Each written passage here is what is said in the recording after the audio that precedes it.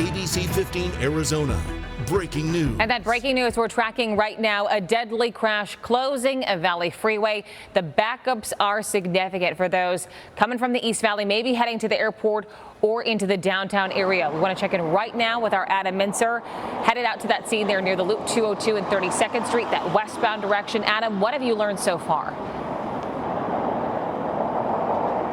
Hey, Megan, yes, a Phoenix PD officer told me that this is fatal, so telling us that indication that a motorcyclist was killed as a result of this. And we are paying attention right now to those two white vans. It's hard to see with the traffic moving. You'll see two white vans, and in the middle, if my photojournalist Chad Cromwell could zoom in, you will see that crushed motorcycle completely destroyed. We were told that the motorcyclist was pinned down by one of those two white vans, and there's a lot of damage on the street. There's debris, and there's also at least 4 to 5 other vehicles that have some sort of damage, some in the front, some in the back as well.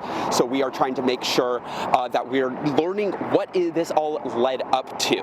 Sorry, I'm a little distracted. I was seeing someone that looked like an officer or a DPS waving down, so I wanted to make sure that wasn't for us and we're in the right location, because right now we're right off the exit ramp on 40th Street. This exit ramp also closed down. You can see the way the traffic is flowing right now, Megan. Right now it is one lane, but they've kind of created a little bit of a makeshift lane over to the right for people to get through. So far, in terms of cleanup, I have seen 2 tow trucks come within the past 30 minutes or so. They might need more with all of the different vehicles that are involved.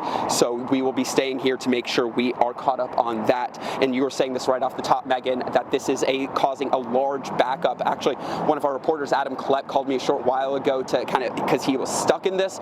He tells me that it was backed up for about 30 minutes worth all the way that way, and he said he was stuck from about 52nd Street in Van Buren as he was heading this way. So Megan, what are the conditions like right now for drivers? Yeah, unfortunately, it's rough because as you're seeing, those folks are only kind of inching by in that right shoulder area, and that's mostly just to filter out some of the vehicles that were caught in that initial backup of that crash. They've also closed down a couple of those other areas as you're making your way through this. So here's a live view of that scene. That's where Adam is. You're seeing those drivers inch past there, but you see that backup on the 202 westbound as you're approaching that crash area, that closure in place where we see all of that purple on your maps. And then you notice all of the red too as folks are approaching that area.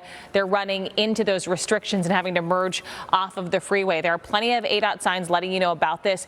Get off the freeway as early as you can. Let's talk about some alternates to make your way through this area. One would be to maybe hop off at Priest. That is before we see any of that major slowdown. Make your way in that southbound direction to get over to University. From there, you'll be able to work your way over to the 10 and get back on from there, right around that Broadway curve area, taking you over to the Split and up towards the mini stack if that's where you need to go. Now, if you're coming from the East Valley, I would completely avoid the 202 because there are some other options for you. Maybe you're traveling on the 202, hop on the 101 instead and make your way over to the 60. Maybe you're on the 60, make your way over there, continue along the Broadway curve, get you over to that mini stack up over through that area along the Broadway curve past Sky Harbor. We're going to continue to stay on top of this breaking news for you. We'll let you know as soon as we see some of those lanes reopen. We'll bring it to you right here on ABC 15 or with that free ABC 15 mobile app and on abc15.com.